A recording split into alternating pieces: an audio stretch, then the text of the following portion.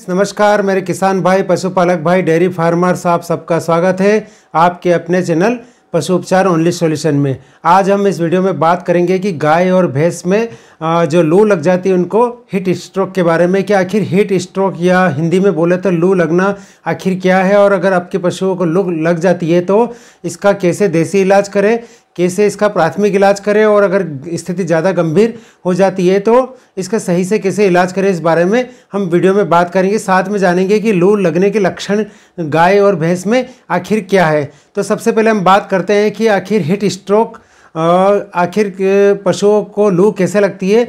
लू लगने का एकमात्र कारण यही कि जब आपके पशु खुली जगह में बांधते हैं और ऐसी खुली जगह में बांधते हैं जहां पर से पश्चिम की तरफ से गर्म हवाएं सीधे उसके शरीर पर टकराती है।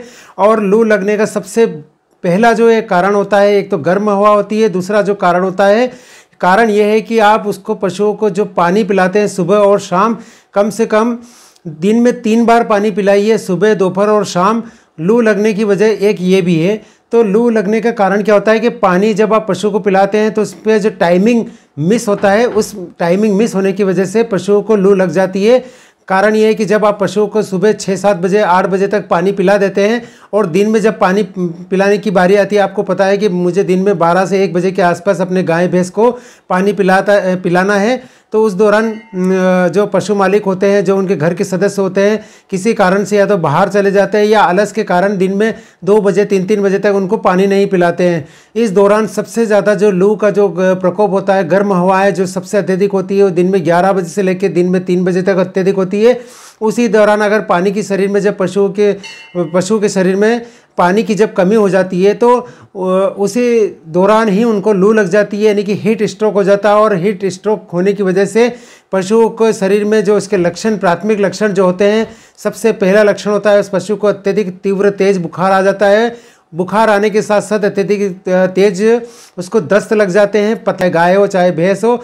इससे क्या होता है कि पशु में एक तो पहले पानी की शरीर में कमी है, क्योंकि पानी पशु मालिक ने पिलाया नहीं है, तो लू लग गई है। लू लगने की वजह से पानी की कमी और दस्त अलग लगने के कारण और ज़्यादा पानी की शरीर में कमी हो गई है। तो लू लगने की वजह से आपके पशुओं का बहुत आर्थिक नुकसान इसलिए सहन करना पड़ता है कि जब दुधारू पशुओं में ये समस्या आती है लू लगने की वजह से, तो दूध उत्पादन एकदम से काफ़ी कम हो जाता है। क्योंकि दूध जो होता है, आप सभी लोग जानते हैं कि जितना ज़्यादा पशु आपका पानी पिएगा उतना ही दूध उत्पादन ज़्यादा रहता है। इसलिए ज़्यादा रहता है क्योंकि दूध पानी के से ही मिलकर बना होता है। तो जितना ज़्यादा आपका पशु माफ़ कीजिएगा, पानी पिएगा उतना ही ज़्यादा दूध उत्पादन रहेगा। तो अगर लू लग गई है तो आप सबसे ज़्यादा प्राथमिक इलाज ये करें कि अच्छे से कोई बोरी का टाट ले लीजिए या चादर ले लीजिए, उसको अच्छे से पानी में ठंडे पानी में भिगोइए, उसके शरीर के ऊपर उसको ओढ़ा दीजिए।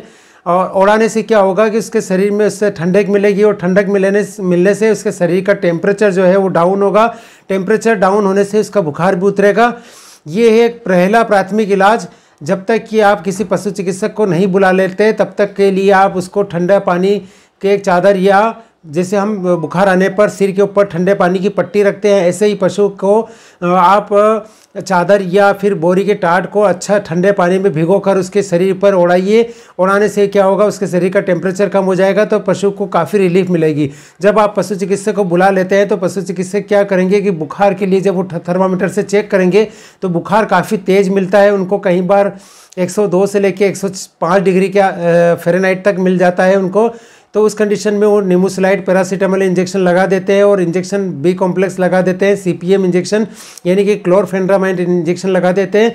पर ये तीनों इंजेक्शन लगाने से भी उसको पर्याप्त राहत नहीं मिलती है। पर्याप्त राहत तभी मिलेगी जब तक उसको बोतल नहीं चढ़ाएंगे। बोतल चढ़ाने के लिए चाहे आप इंट्रालाइट चलाइए, इंट्रालाइट जो है, या फिर वोक्ट्रोस या रिंटोस, कम से कम रिंटोस या इंटरलाइट बोतल आप 1 लीटर, अगर चाहे गाय हो चाहे भैंस हो, तो कम से कम 1 लीटर आप उसको IV इंट्रावेनस नस के थ्रू दीजिए। इस बोतल के अंदर आप 30 ml करीब इसमें ट्राइब्यूवेट इंजेक्शन दीजिए, ताकि जो आपके पशुओं को कमजोरी महसूस हो रही है तो कमजोरी दूर हो सके।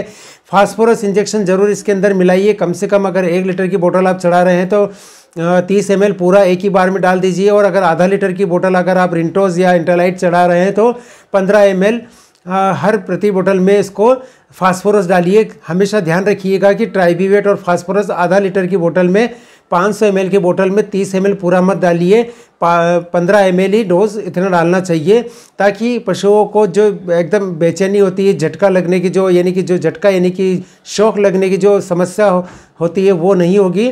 तो आपका पशु भी बहुत जल्दी रिकवर हो जाएगा, ठीक हो जाएगा।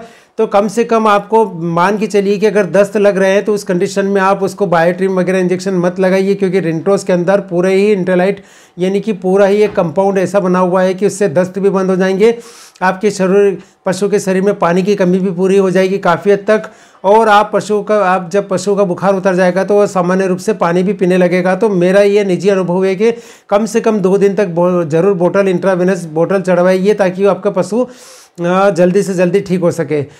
दूसरा चीज़ आप यह कर सकते हैं कि आप देसी इलाज में ये कर सकते हैं कि लू लगने का एक सबसे, आप जब देखते हैं कि पशु आपका बिना किसी कारण से हाँफने लगता है, पेंटिंग जिसको अंग्रेजी में बोला जाता है कि हाँफना लू लगने का ही एक लक्षण है, तो इस कंडीशन में अगर आपका पशु आप देखते हैं जब भी पानी पिलाने जाते हैं और दिन में चाहे आप 3 बार भी पानी पिलाते हैं, और आप देखते हैं कि सबसे ज़्यादातर समस्या आती है गायों के अंदर, गाय एक ही जगह पर खड़ी खड़ी हाँफती रहती है, मुंह खोलकर सांस लेती है। तो इस कंडीशन में आप क्या कीजिए, देसी इलाज, और मैंने जैसे कि वीडियो में पहले बताया है कि आप दिन में 3 बार पानी पिलाइए, सुबह, दोपहर और शाम। इसके बाद भी अगर यही समस्या रहती है तो आप एक काम कीजिए, शीशम के जो पत्ते रहते हैं, शीशम के पत्ते 200-250 ग्राम जितने पेड़ से आप तोड़ लीजिए, कम से कम 2 से 2.5 लीटर पानी में उसको शीशम के पत्ते को तोड़कर उसमें गर्म पानी में उसको उबालिए। उबालने के बाद जब पानी ठंडा हो जाए तो उसको कम से कम 5 दिन तक ऐसा कीजिए कि जो पानी बचे ठंडा होने के बाद 1-1.5 लीटर के आसपास पानी बचेगा, तो उस अगर 2-2.5 लीटर पानी लिया है तो जब पानी आधा रह जाएगा 1-1.5 लीटर के आसपास, तो वो पानी को आप वो पानी को पिला दीजिए आपके पशुओं को। तो इससे क्या होगा कि आपके पशुओं के शरीर में काफ़ी ठंडक पहुंचेगी, और सबसे मैंने पावरफुल आपको इलाज बता दिया है कि वो जो है हाँफना बंद कर देगा, यानी कि पेंटिंग की जो समस्या है बिल्कुल दूर हो जाएगी, और लू से भी काफ़ी हद तक बचाव हो जाएगा। तो सबसे पहले लू से बचने का यही तरीका है कि आपके पशुओं को छायादार वृक्ष के नीचे बांधें, ऐसी जगह बांधें जहाँ पर से पश्चिम से गर्म लू की हवाएं जो चलती है वो उसके सीधे मुंह, चेहरे और शरीर की तरफ ना टकराए, यानी कि अपने पशुओं को छावदार स्थान पर बांधिए, गर्मी से बचाइए। और बहुत ज़्यादा अगर प्रॉब्लम है और अगर आप थोड़ा आर्थिक रूप से थोड़ा सक्षम है तो आप अपने पशुओं के लिए कूलर का उपयोग कीजिए, ताकि आपके पशुओं को लू से बच सके। अगर आपके पशु को एक बार अगर लू लग जाती है तो मान के चलिए कि आपको कम से कम 1000 से 1500 रुपये का आर्थिक नुकसान होगा, और आपको पशु चिकित्सक को इलाज में ही इतने लग जाएंगे और देना पड़ेंगे, और ये बिना किसी बात के पैसे लग जाएंगे, क्योंकि ये सिर्फ सावधानी की वजह से आप अपने पशु को लू से बचा सकते थे। तो बिना किसी कारण से आप अनावश्यक रूप से पशु चिकित्सक को पैसे देने से बच सकते हैं। लू से बचने के ये मैंने आपको सामान्य तरीके बताए हैं। सबसे अच्छा तरीका देसी तरीका है शीशम के पत्तों का, ये जरूर करके देखिएगा, मेरा निजी अनुभव है, और आपको ज़रूर लाभ होगा इससे। लू से बिल्कुल आपका पशु 100% बच जाएगा। और नॉर्मल जो ये है, शीशम के पत्तों में एक एंटीसेप्टिक गुण भी होता है, नॉर्मल दूसरी बीमारियों से भी आपका पशु बचा रहेगा। वीडियो अगर अच्छा लगे तो लाइक कीजिएगा, शेयर कीजिएगा, और मेरे चैनल को ज़रूर सब्सक्राइब कीजिएगा। वीडियो देखने के लिए आप सभी का बहुत बहुत धन्यवाद।